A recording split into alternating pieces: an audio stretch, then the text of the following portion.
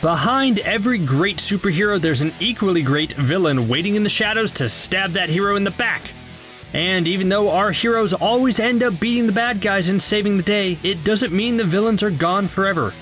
The MCU has given us some amazing villains over the years, and while some of them are offed before the end credits start to roll, others survive to give our heroes major potential headaches in future movies. Today's video is all about the major MCU villains that made it out alive from their respective movies and could come back in the future. Let's get started right now. Fans were shocked when Red Skull made a surprise reappearance in Avengers: Infinity War, but deep down, we all knew it was coming. The villain is one of Marvel's biggest baddies, and his ending was left pretty ambiguous at the end of Captain America: The First Avenger. In that first movie, we saw him touch the Tesseract with his hands and then disintegrate. But once we learned that the Tesseract actually housed the Space Stone and was able to teleport people across the cosmos, it was clear the tomato-looking foe was probably still out there somewhere. But we just didn't know where. We were all waiting to see when Red Skull would pop up next, but I for one was caught off guard to see him as the ghostly protector of the Soul Stone. Who saw that coming?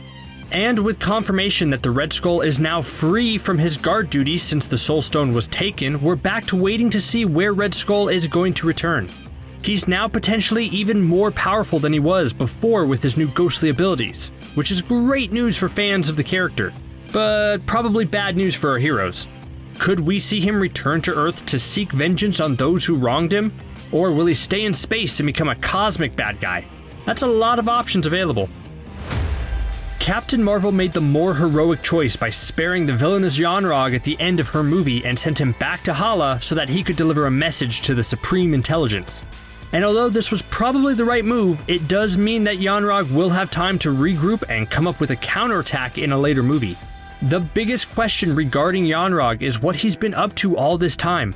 Almost 30 years will have passed between the time settings of Captain Marvel and the current MCU timeline.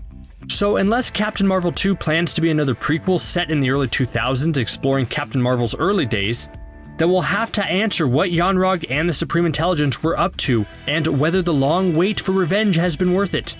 Do you think Yon-Rogg has learned anything after all this time? Or do you think the time apart from his former student has only made him angrier and more dangerous? That's always a risk when your hero decides to keep their enemy alive, but overall, it was the right thing to do. Michael Keaton's Vulture was left in a really interesting position at the end of Spider-Man: Homecoming. The actor was praised for his overall performance, and we were all a little relieved when Adrian Toomes made it out alive at the end of the film. But he did still know Spider-Man's secret identity, and other villains like Scorpion were keen to team up and take Spider-Man down. And that seemed like it was setting the stage for a live-action version of the Sinister Six with Vulture potentially leading them. Maybe he could have used Spider-Man's secret identity as leverage to get him out of jail. But now that Spider-Man's secret identity is out in the open thanks to Mysterio, all of Vulture's leverage has gone out the window. So can he still return in a future MCU movie? Absolutely. It actually looks like Vulture will be the key to uniting the MCU with the Sonyverse thanks to Keaton's involvement in the upcoming Morbius movie. So it will be fascinating to see what comes next with the character.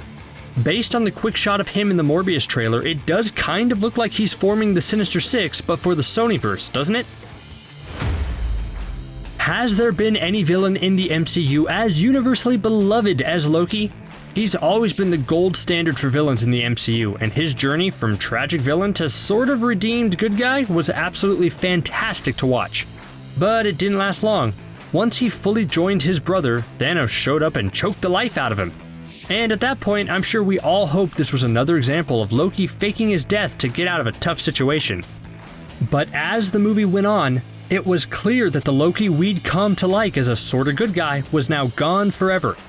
And although that wasn't some trick or fake out, Loki does have the chance to come back. Thanks to Endgame, we saw a past, still evil version of Loki steal the Tesseract and disappear, which set up his Loki spin-off show. But now that Loki is back to being active in the MCU, could we see him pop up in a movie as well? It wouldn't be a Thor movie without an appearance from Loki, so let's all hope the God of Mischief will return in Thor: Love and Thunder, and that will make for a great reunion between the two. Can Thor bring this Loki over to the side of good like he did OG Loki? We'll have to wait and see. The Leader is one of the biggest teases the MCU has ever given that never had a clear resolution.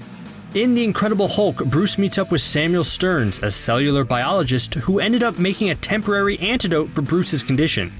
Through an accident, we see some of Banner's blood go into his open head wound, and the scientist starts to transform into something sinister. Now, this was the last we saw of Stearns in the movies, but comic fans know he was destined to become the leader, a hyper-intelligent villain. Where is he now? Well, although he never showed up in live action again, it doesn't mean his story is over. Thanks to an Avengers prequel comic, we know that actually Black Widow showed up shortly after Stearns was infected and took him under S.H.I.E.L.D. custody to be studied. He was already showing immense signs of improved brain function, as he was able to distinguish that Black Widow was born in Stalingrad just because of the subtle traces of a previous accent. And that's a cool skill, although really dangerous, if the leader decides to use it for evil, but he's still alive, and with his massive brain power, he could return to cause a lot of trouble for any hero. Although Civil War was ultimately about Steve and Tony's differing viewpoints and perspectives, we can't forget the movie's actual villain, Helmut Zemo. The highly trained mercenary had a pretty brilliant and complex plan in order to tear the Avengers apart, which ended up working perfectly. You think that his main plan is reviving a bunch of frozen super soldiers, but that all turned out to be misdirect for his actual agenda, which turned out to be getting Steve and Tony to let loose and pummel one another. With his ultimate goal of making Tony and Steve fight each other accomplished, Zemo tried to end his life, but was stopped by Black Panther and was taken into custody. We know that Zemo is coming back to be the main villain of the Falcon and the Winter Soldier TV show, where he'll sport his iconic purple mask. But it will be interesting to see what exactly his motivations are, given he accomplished everything he wanted to do back in Civil War. Will he still be upset at the Avengers for what they did to Sokovia and attempt to destroy the Captain America legacy? That might be fun to see. Alright, Justin Hammer may not be the most menacing threat the MCU has ever encountered, and although he's pretty ineffective as a main villain, Hammer could easily return in a later film as a secondary antagonist that could act as a serious thorn in the side of the good guys. Like, just spitballing for a second, maybe he could get out of jail and try to reclaim his company only to be bought out and overtaken by a better businessman like Norman Osborn? Alright, that's a bit of a stretch, but Justin Hammer is just too much fun to not bring back. Tony Stark is gone in the MCU, which not only creates a big vacuum in the hero world, but also the tech world. Stark Industries might be in a little bit of trouble, and it would be the perfect opportunity for a slimy weasel like Justin Hammer to muscle his way back into the tech world with new weapon development. Although Thor Ragnarok was basically a comedy, it didn't make its villains any less villainous. Sure, Hela was the main one, but let's not forget how powerful Grand Master actually was, as he ran his own planet with an iron fist. He may have sounded quirky and offbeat thanks to the classic Goldblum cadence, but let's not forget he was perfectly alright with melting people and eliminating his opposition in order to get what he wants. That sort of casual attitude regarding life and death sometimes makes for the deadliest of enemies. Grandmaster survived the rebellion on his planet, and even though he was left in a tough spot, I don't doubt he was able to talk his way out of execution. A future movie could see Grandmaster returning to seek his revenge against Thor and Hulk, and if we're lucky, we could see him team up with his brother, the Collector, whose fate was left ambiguous in Infinity War. Can you imagine the Grandmaster and the Collector on a road trip buddy comedy across the universe? Magnificent! Magnificent! Magnificent! I don't know where you could possibly fit that into an MCU movie, but come on, don't we all want to see that? The big twist of Iron Man 3 was that the Mandarin we'd come to know and fear was actually a washed-up, boozy actor by the name of Trevor Slattery. It worked for some fans, didn't work for others, but overall things ended up with Trevor in jail. But because of the fake-out regarding his Mandarin identity, that left the question about whether there was actually a real Mandarin or not. A fun Marvel one-shot confirmed what we all vocally hoped for, that the real Mandarin was still out there and super angry that someone was using his name. That one shot saw Trevor being abducted from prison to go meet the real Mandarin, and let's just say they probably won't sit down for a nice meal and become best friends. But could the real Mandarin still have use for Trevor? Maybe, and here's hoping Trevor makes a small appearance in the upcoming Shang-Chi film to set things straight. Emil Blonsky was a dedicated, aging Special Ops commando who became more and more determined to hunt Bruce Banner in The Incredible Hulk. He ended up injecting himself with a special version of the super soldier serum and turned into Abomination. After a massive battle, he was defeated by Hulk and placed under Thunderbolt Ross's custody. But then something crazy happened. there was talk of placing Abomination on the Avengers team thanks to a recommendation by the World Security Council, which obviously was a horrible idea, and that led to Phil Coulson sending Tony Stark as their representative to talk to Ross so that Iron Man would annoy him enough to stop that from happening. But that's kind of an interesting idea. What if Abomination was on the Avengers either instead of or with Hulk? Is there any way that they could have gotten through to Blonsky and convinced him to be a good guy? I guess we'll never know the answer since Tony did his job perfectly. Abomination is currently in a cryostasis facility in Alaska, but bringing back such a massive beast to do something like seek revenge against now Professor Hulk would be fascinating and bring Hulk's arc full circle. We've never gotten a proper Hulk movie with Mark Ruffalo before, but it would be awesome to see a Professor Hulk movie that has him reface his old enemy Abomination to see how far both characters have come.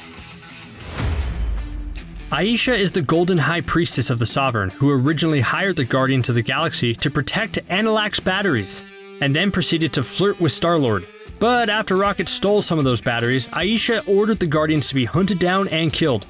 Aisha wasn't the main villain of the sequel, as that honor obviously goes to Ego, but Aisha and her forces were major problems for our heroes throughout the entire movie, and they'll only be more dangerous going forward. Guardians of the Galaxy Volume 2 ended with a post-credit scene of Aisha teasing the introduction of her greatest creation, Adam Warlock. Adam is an incredibly important Marvel character, as anyone who read the original Infinity War storylines can vouch for. So you can expect him to show up in Volume 3. But what about Aisha? Will the gold-painted alien be in charge of him throughout the movie, pulling his strings as she attempts to destroy the Guardians once and for all? That's going to be the big question moving forward. It sounds like she should play an important role, but maybe the movie will dispatch her early on and focus completely on Adam. Dormammu, we've come to bargain, and it's about working out a deal to get you back into the MCU. Dormammu is an interdimensional entity who rules the Dark Dimension and almost destroyed our Earth. But Doctor Strange was able to work out a deal with the evil entity to get him to leave Earth alone. And it was the most inventive ways an MCU hero has ever defeated their main villain before. Instead of just a normal slugfest, Doctor Strange ended up trapping Dormammu in a time loop using the Time Stone and kept him there until the entity agreed to never come back. But come on, when do primordial interdimensional entities ever keep their word? Dormammu and his Dark Dimension is still out there, and probably poses the greatest threat to our world out of any of these villains. I don't see him falling for the same trick twice, and Doctor Strange couldn't even whip out the Time Stone again even if he wanted to, since it was returned to its original timeline. Although Doctor Strange defeated Dormammu and Caecilius at the end of his movie, it did result in Baron Mordo questioning everything he thought he believed in regarding magic and sorcery. The blatant disregard for the laws of the universe tipped Mordo over the edge and caused him to start a new mission of wiping out a lot of magic users. His post-credit tease in Doctor Strange practically guarantees a return appearance in either Doctor Strange's sequel or a third film. With how complicated the Multiverse of Madness sounds, it actually would probably be better to wait for Doctor Strange 3 for Mordo's return so that they can give him the attention he deserves. All his life, Surtur seemed to have but one destiny, to initiate Ragnarok, aka the destruction of Asgard. But there were a lot of elements that put a pin in that plan. First, Odin defeated him and stole the source of his power, the Eternal Flame, and banished the Fire Demon. Then Thor showed up and pummeled him until he stole his crown and brought it back to Asgard so Ragnarok could never happen. Even though I have to say, Thor, if your goal was to first prevent Ragnarok from happening, then you probably shouldn't have put Surtur's crown right next to the Eternal Flame. Just a thought. It was only after the events of the movie that Thor realized that Ragnarok actually needed to happen in order to stop Hela from destroying everything. So with Loki's help, they placed the Fire Demon's crown in the Eternal Flame, and Surtur proceeded to destroy Asgard.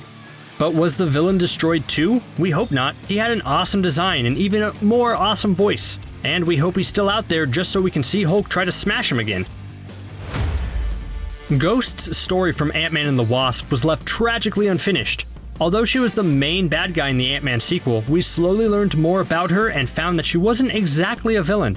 Because of an accident, her body kept phasing in and out, which was growing to be incredibly painful for her. She was trained to be a weapon by the government, but no one would actually help her cure her condition. But once the Ant-Man team learned more about her, and after they successfully rescued Janet from the quantum realm, they agreed to help her find a cure.